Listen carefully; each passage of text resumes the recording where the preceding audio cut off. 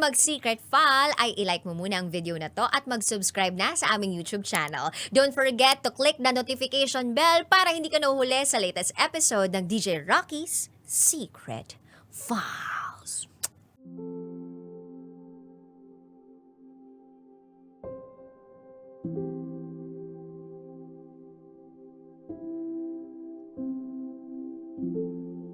Good evening Luzon, Visayas, Mindanao, Metro at Mega Manila. Kasama niyo po kami ngayon sa 90.7 Love Radio at kasama niyo rin po ang titindig sa mga pinaglalaban ninyo. DJ Titan Jello. Mga kabisyo, isang panibagong kwento na naman po ang ating mapapakinggan. Kwento na pwede nating kapulutan ng aral. Kwento na kukurot sa ating puso. Kaya mga kabisyo, hindi ko na po papatagalin pa. Pakinggan po natin ang storya ng ating letter sender sa ating programang Rocky's Secret Files with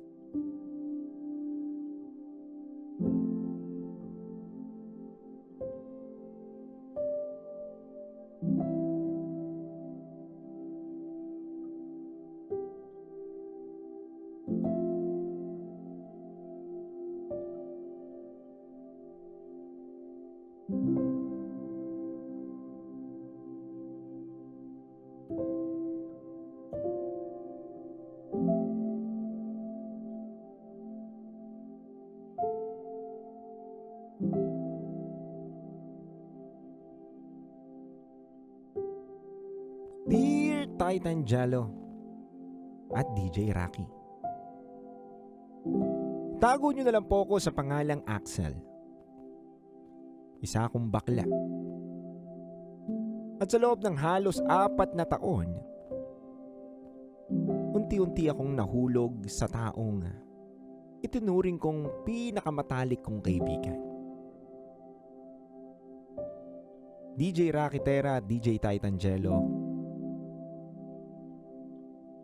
Noong grade 8 ako, yun po yung unang nagkakilala kami na itago na lang po natin sa pangalang Mr. Torpe. Sa dami ng mga kaklase ko, hindi ko akalain siya ang magiging pinakamalapit sa akin. Naaalala ko po na halos magkasama kami araw-araw. Sabay pumasok, sabay umuwi, sabay kumain, sabay din kami tumawa. At dumating na rin yung puntong parang hindi kami mapaghiwalay. DJ Titan Jello at DJ Rocky Tera kapag walang pasok, nasa bahay namin siya. Kapag may problema siya sa pamilya niya, sa amin din siya tumatakbo. At dahil doon, itinuring na rin po siya ng mama ko na parang sariling anak.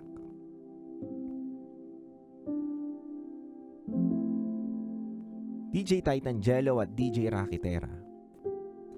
Hindi lang po siya ang kilala sa bahay namin. Pati din po ako.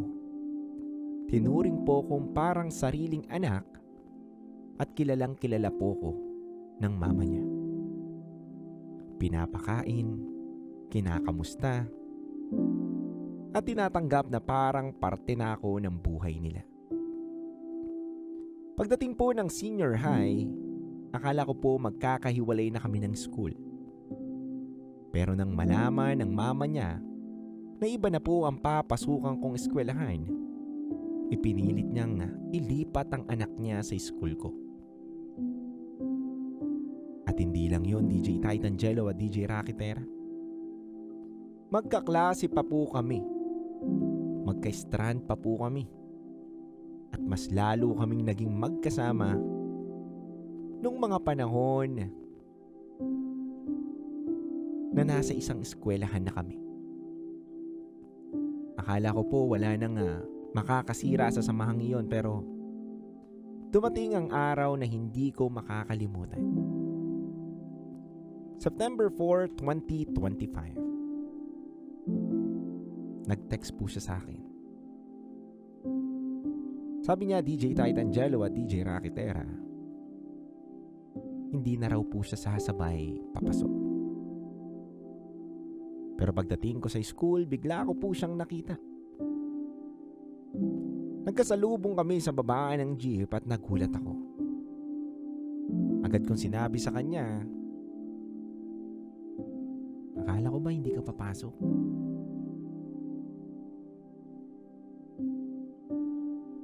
Ngunit hindi po siya sumagot. Hindi niya po ako tinignan. DJ Titangelo at DJ Rakitera sa buong araw, hindi niya ako kinausap.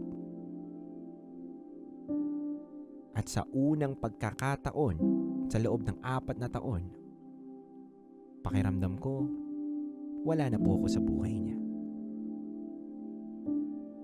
Sinubukan ko pong intindihin ang sitwasyon na nangyayari. Baka mainit lang po ang ulo, baka may problema. Pero kinabukasan, ganun pa rin. At sa mga sumunod na araw, tahimik, malamig na, at parang hindi kami kailanman naging magkaibigan. Ganun po ang naging reaksyon niya bigla sa akin. Habang iniisip ko, DJ Titangelo at DJ Rakitera, kung bakit siya nagkaganon, bigla ko na lang po napagtanto ang isang bagay. Hindi lang pala ako nasanay sa presensya niya. Hindi lang pala ako komportable, kundi masasabi ko po na mahal ko na siya. Oo, mahal ko ang matalik kong kaibigan. Pero paano ko sasabihin niyon kung alam kong straight siya? Kung alam kong kahit kailan, hindi niya ako makikita sa paraang gusto ko. At habang unti-unti kong tinatanggap ang nararamdaman ko, hindi ko alam na mas mabigat pa ang mangyayari. DJ Titangelo at DJ Rakitera, dahil makalipas ang ilang buwan, bigla siyang nag-message sa akin. At sa gabing iyon, magbabago na naman ang lahat. DJ Titangelo at DJ Rakitera, December 5 po, 2025, bandang 7:00 ng gabi nang mag-vibrate ang cellphone ko. Mensahe ito mula sa kanya na itago na lang natin sa pangalang Mr. Torpe. At nandoon sa mensahe niya sa akin ay yung salitang, "Free ka ba?" Sa simpleng tanong na iyon ay bumilis ang tibok ng puso ko.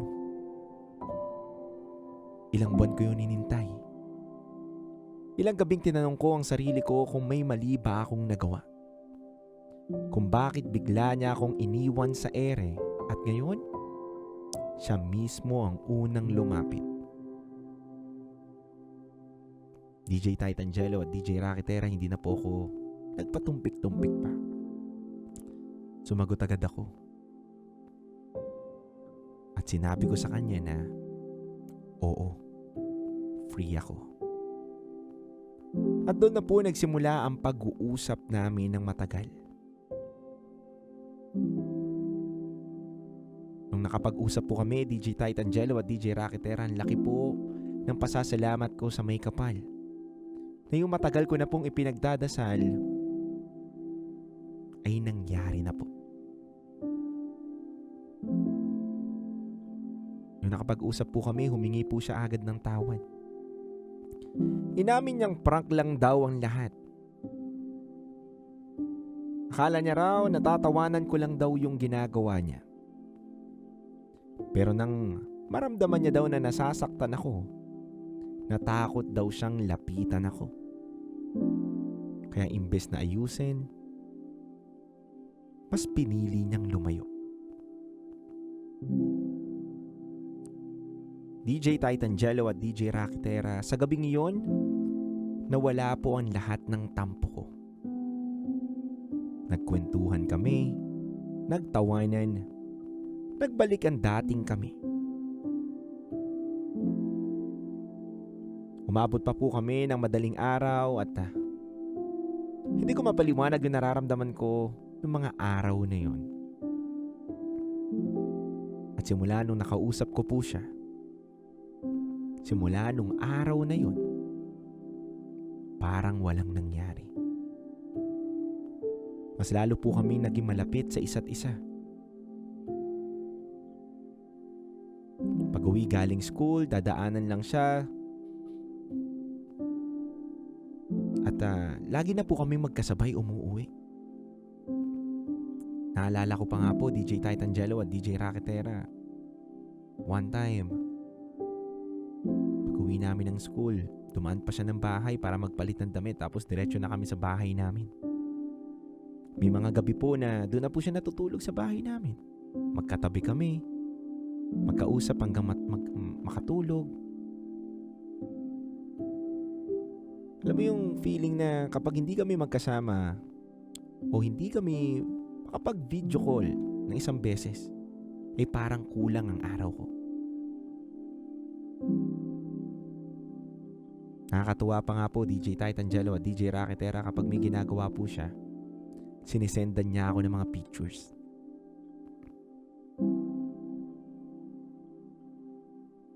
At bilang taong matagal nang nagmamahal, binigyan ko ng kahulugan ang bawat effort niya.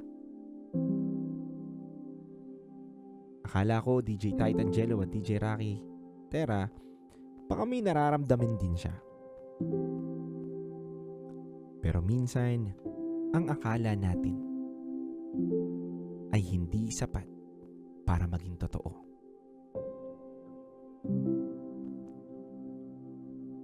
Habang tumatagal, lalo kong nararamdaman na hindi ko na kayang itago.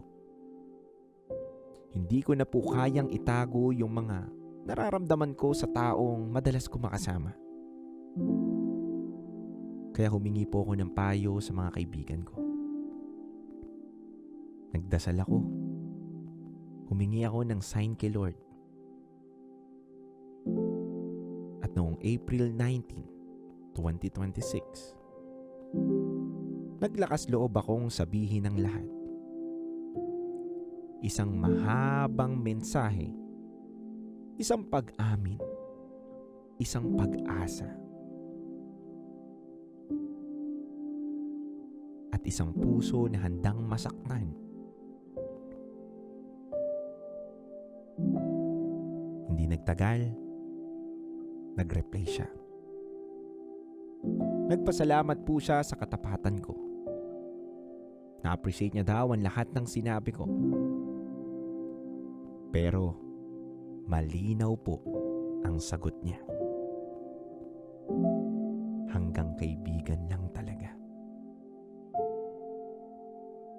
Humingi rin siya ng sorry DJ Titangelo at DJ Rakitera dahil sa sobrang pagiging malapit niya. Sorry daw dahil nabigyan ko raw yon ng kahulugan ng mga bagay na para sa kanya ay pagkakaibigan lang. At sa gabing iyon, hindi lang po ang pag-asa ko ang natapos. Pati po ang samahang ilang taon naming binuo. Mula noon, hindi na kami nag-usap. Hindi na kami nagkita.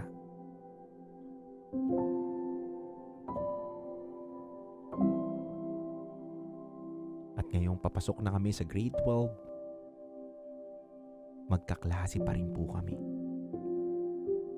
Pero parang dalawang estranghero na may parehong alaala. DJ Titangelo at DJ Rakitera, aaminin ko na masakit, sobrang sakit. Pero hindi ako nagsisisi. Dahil sa wakas, nasabi ko na rin ang katotohanan. At kahit hindi ako pinili niya, pinili ko naman maging totoo sa nararamdaman ko.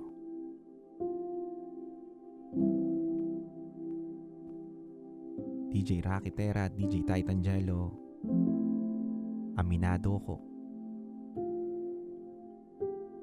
Aminado ko na sobra man akong nasaktan.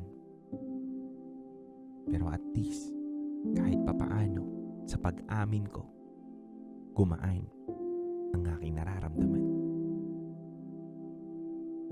Dahil minsan, hindi naman sukatan ang pagmamahal. Hindi sukatan ang pagmamahal kung masusuklian ka. Minsan, sapat na ang nasabi mo. Sapat nang sinubukan mo na aminin ang mga nararamdaman mo. At sapat nang wala kang pagsisisihan. Kaya sa lahat ng mga nagmamahal ng tahimik, kung handa ka nang sabihin yung nararamdaman mo,